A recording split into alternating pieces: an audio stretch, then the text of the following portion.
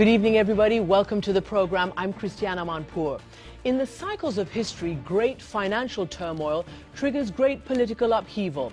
And tonight it appears the cycle may be repeating itself in France. In my brief tonight, will French President Nicolas Sarkozy be the next European leader to be swept from power since the global financial crisis erupted? A number of others have fallen like so many dominoes already. Greece's George Papandreou, Italy's Silvio Berlusconi, Britain's Gordon Brown, just to name a few. The riots the world has witnessed, angry citizens taking to the streets of these countries. All of this has happened as leaders have adopted harsh austerity measures meant to bring spiraling debt levels under control. And now France faces a painful question, whether to go for austerity or stimulus spending. In Sunday's first round of elections, Sarkozy came in a close second, behind the socialist François Hollande. And polls suggest that Hollande will win the runoff 2 weeks from now. But worrisome for the country, both the far left and the far right had stronger showings than anyone expected. France is also the world's fifth largest economy, and when it comes to the world stage, it has long been proud of the role that it plays there. It was a leader in the successful intervention effort in Libya last year, and now there are questions about what role it may play at a crucial moment of decision for international intervention in Syria. We'll discuss all of this with our two guests tonight, France's Bernard-Henri Lévy and the United Nations ambassador from Russia, Vitaly Churkin. First, we turn to Mr. Lévy, or as he's known in France, BHL, perhaps the leading public intellectual in that country, a writer, a journalist, and an activist of much renown. Welcome to our program. Thank you. First, what happened? Why has France turned against President Sarkozy? Because it does seem very personal. The real event of yesterday night is not that. The real event, and probably the real disaster, is the extreme right breaking all its own records, arriving close to 20%. More than even Mr. Le Pen in 2002? Of course. The daughter, at the end, killed the father. This was one of the goals of the game. She made it. With so many young people. So many young people and so many old people. She's surrounded by a lot of old Nazis, old denial people of Holocaust. People and who so deny on. the Holocaust. She is now surrounded by a lot of old people coming from the dark ages of our history. I don't like to say badly about my country when I'm abroad, but I must say that we are a lot today to be in a sort of mourning because of this incredible vote for a crypto-fascist party. And why is that? I mean, these are huge insults, if you like, as you admit yourself, that you're throwing at the far right. But why do you think this is happening? What are they angry about right now, the people? I'm not sure that they are angry. You know, this sort of vote is not a vote of angriness. But they say that they are divorced from the mainstream. They feel that mainstream politics doesn't address their concerns, the high unemployment. It is an old tradition in European policy. You know that in Germany, in Italy, in France, there is this undercurrent running in the mainstream of European politics, and from time to time it comes back. When the locks are unlocked, when the taboos are uplifted, when the right has accepted to break the wall, the barrier between the wall of species between the right and the extreme right, when the left, the extreme left, also feeds the topics of the extreme right, when you have all of that, the hatred of America, a sort of smooth or soft, unsaid anti-Semitism, xenophobia, racism, which are expressed more and more in France in a sort of cool mood, then, of course, the real fascists, they have the head up again and they express. It is pretty terrifying and dark and bleak, the picture that you've just painted in the last minute or so. What is going to happen then? Is Marine Le Pen going to instruct her voters to vote for Sarkozy? Is Mr. Hollande going to win? The socialists come back to power? She will certainly not decide that, because one of the characteristics of the extreme right in Europe is that their main enemy is never the left. He's always the right.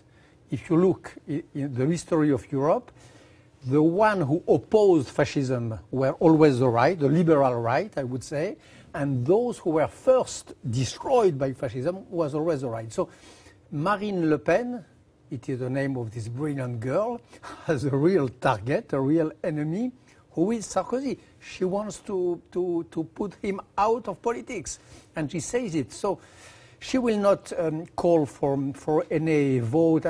So you think Hollande will win the second round? And you obviously support him. You support the Socialist Party. Yes.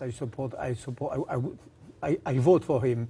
But I don't know. It is still unpredictable. You know, Sarkozy is also a great leader. He has a real.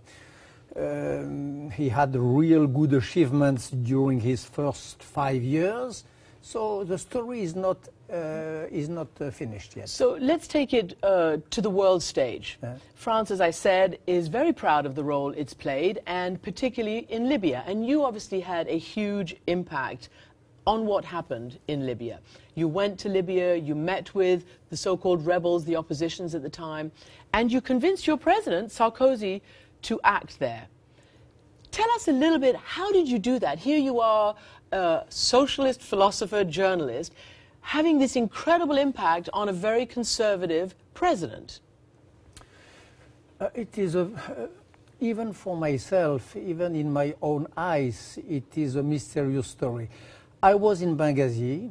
I had gone through all Cyrenaikas, saying terrible things, which you know, the sort of things better than me.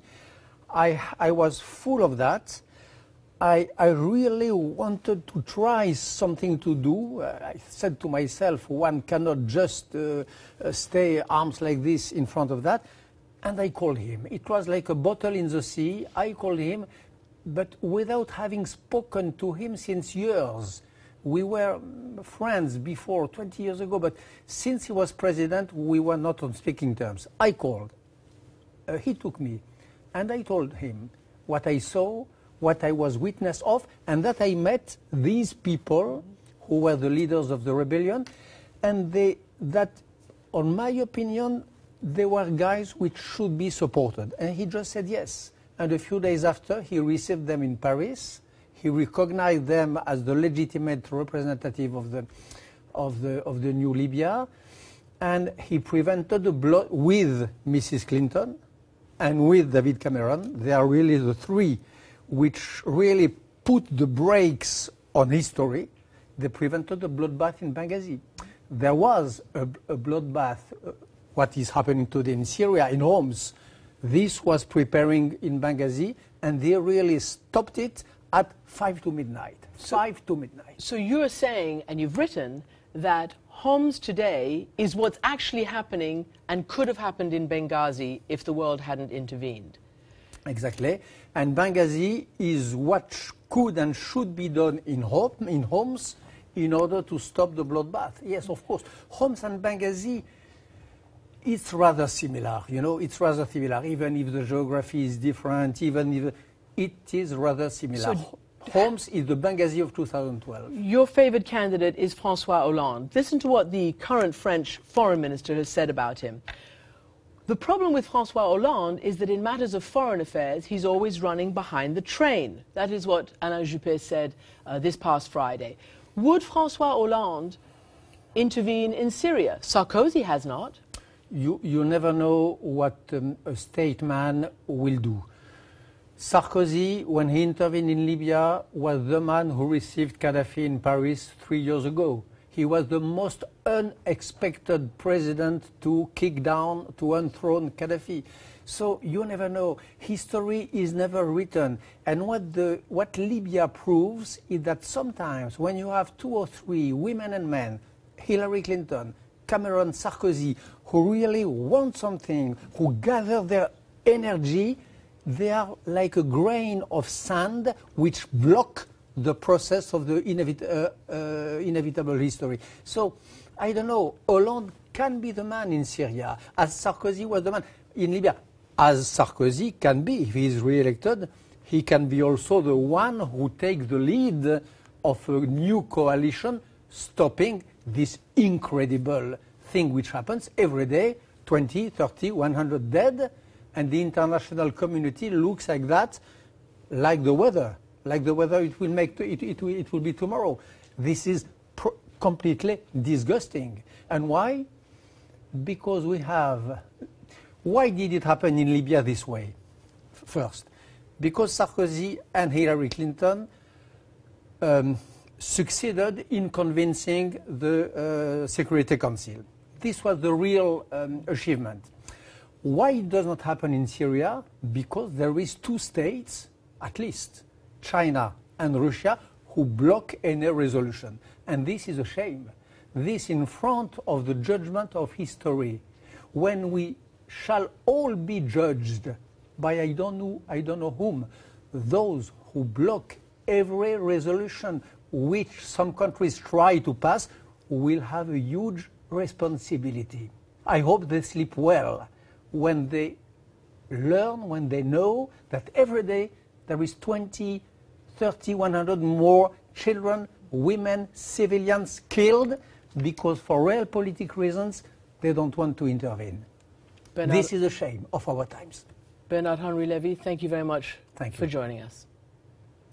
And up next, we will ask that very question to our next guest, Russia's ambassador to the United Nations, Vitaly Churkin, when we come back.